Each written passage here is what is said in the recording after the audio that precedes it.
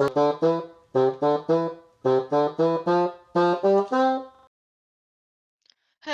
everyone and welcome back to another Nintendo fan video.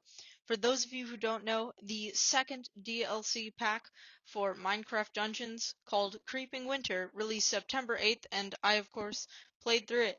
Now to be honest, I haven't actually played since I did my review for Jungle Awakens, the last DLC, 2 months ago. But I said I would cover this a few months ago, so gotta complete the series with this new DLC pack. And before I get into the review, I just want to note they added a free update with, I think, 4 new merchants and some daily trials, which is super cool. It's not going to get me back into the game, but I'm sure new and older players who are still playing are going to love this. I think it'll make the game a ton more enjoyable. So really appreciate that they probably took some feedback that people were giving them and they put it into effect. So that was nice. Alright, without further ado, let's get right into it. So first up, there are the same amount of levels as in Jungle Awakens. There is a first level that kind of introduces you to the world. You got a secret level that's unlockable in the first level, and a boss level, which is, of course, the one you unlock after beating the first level, just with the main exit. And now that I am aware of the amount of content going in, this was completely fine with me. For those of you who haven't seen my Jungle Awakens review, there will be a card popping up right about now. And I will also put a link in the description if I remember. So, those of you who have seen it, you'll know that I was kind of frustrated with the amount of content in it. The levels were a lot longer, but there were a lot less levels, and that really wasn't what I was expecting.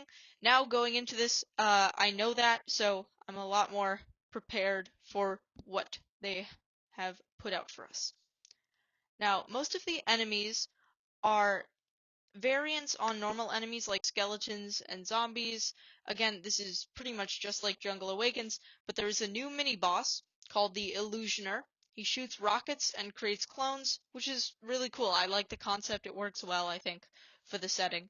And a new enemy that spawns a kind of block of ice that follows you and then will fall after a certain period of time. Now these are really cool enemies, and I think they fit the setting quite nicely. Again, knowing that there weren't going to be a ton of new enemies, this worked fine for me. There is some new gear, but I only got like 2 new pieces in my playthrough, so unless you're going to be playing through it quite a lot, it shouldn't affect it too much. This is okay, just something to consider. There is, of course, another new setting. So before we had the jungle, the corrupted jungle, and now we have a desolate winter. That's just like I believe in the setting, it used to not be winter in this location, but suddenly winter has been flooding in. And I think this works a bit better, especially in terms of how the setting affects your sight. Again, referencing my Jungle Awakens review, I could not see the enemies, which was really annoying because they were all colored with the jungle. But for the most part in this one, I could see my enemies just fine because there was some more color variation than pops of green everywhere. Now, the first level is Frozen Fjord. Now, it's pretty long, but it's much more manageable than Dingy Jungle, I believe, just again because you can see the enemies makes a huge deal for me. It's got cool immersion, kind of cool story as we're following the river. There's a frozen river. And also, there are 2 new mechanics that they have introduced.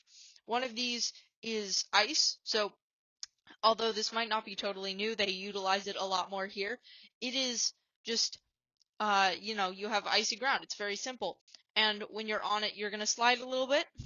And then there's also a river freezing mechanic. You can walk into some of the unfrozen river, but if you do, you will be popped out in a block of ice and you have to keep pressing one of the buttons so that you can get out and start attacking. And I thought these new mechanics were really nice. I like them.